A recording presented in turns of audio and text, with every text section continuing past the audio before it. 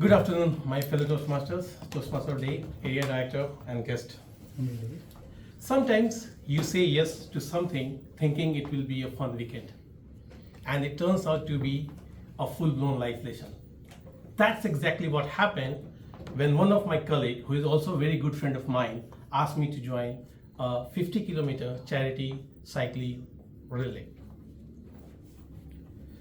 Well, I thought, let's do it. A little bit of cycling, have some fun, and maybe some selfies. What could go wrong?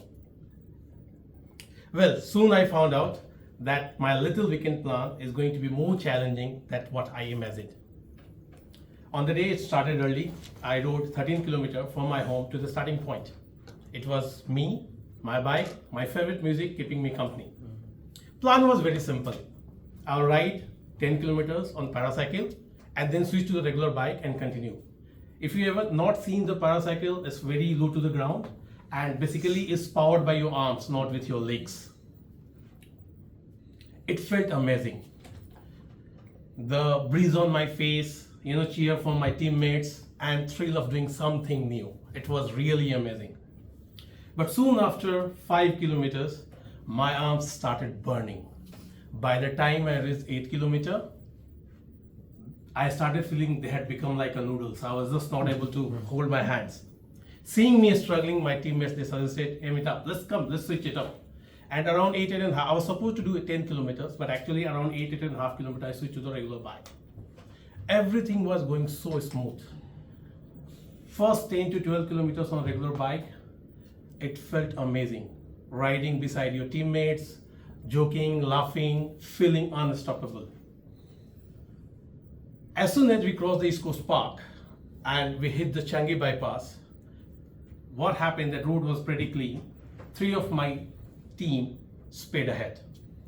And I could only see my last teammate in the distance. And I was trying my best to keep up. So the sun was climbing high. The weather was really, really bad. There was no water station, no shades, and no friendly face. It was just like I'm the only person who was on the road and trying to reach to my destination. After a few kilometers, when we were about to reach half point, I saw one of my teammates signaling. I did not even understand what he was trying to say. I was thinking maybe he's asking me to turn from there, but I just ignored it.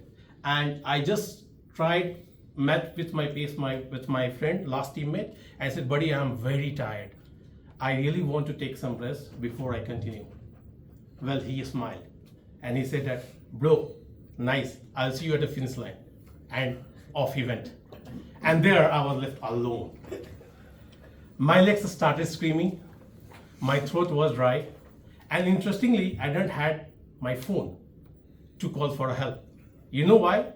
Because I was supposed to get my bike when I switched paracycling, but what happened?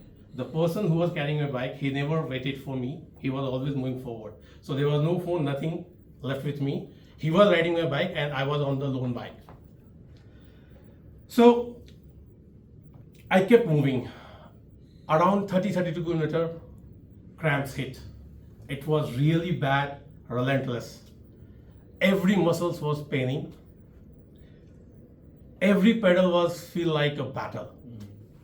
But I told myself, let's keep moving 1 kilometer at a time. Maybe let's target that barrier, or maybe let's cross that signal. And I kept moving to the destination. Maybe I would say that not very strong, not very fast, but steady. And all this lonely moment, I was thinking only one thing. Why did I ever listen to that guy? Why did I join this race? I could have been sitting at home, watching Netflix, having a nice coffee. With all this thinking, finally, I entered to the ECP. And once I was in ECP, seeing all those other folks, definitely no one was there from either entire, I can say that relay race, everyone either have far ahead, and I think few were behind me as well. So once I reached ECP, I did see few folks running around in same weather. And weather was really, really bad. It's very hot, humid. And there I got little bit motivation. I kept moving. Slowly, I took some breaks, and finally, gradually, I reached to ECP I was not even in situation to move. There was no water, but finally, I think at water point they were about to pack because there was one water point were there, and I got some water. I sipped it, and I started feeling much better. And once I crossed the ECP, then it started feeling okay. Destination near. We just need a little bit more push. And finally, I reached there. After reaching at location, everyone was already inside the room. I think the prize distribution already started, but I felt a great relief because for that moment, there was nothing in my mind going that I have to win this race. My main target, the main goal was just to finish the race. I did that thing, and apart from feeling relieved, I felt pride inside me that, okay, even with the worst situation, I was able to finish it. And I realized one thing. Life is almost like a long cycling race, right? Sometimes you feel smooth, sometimes you feel lonely, and sometimes it hurts more than you expect.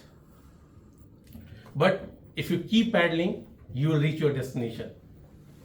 And yes, I really want to thank to that friend who is sitting right here, Mr. Anirudh, to basically inviting me to that race. It was amazing experience at the end. It was like a transformative experience for my life.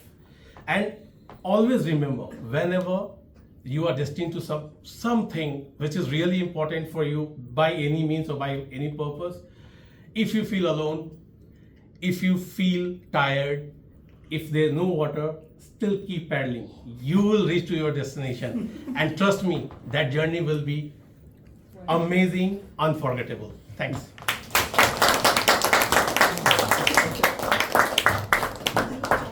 Thank you, Amita. Thank you. Evaluate this speech.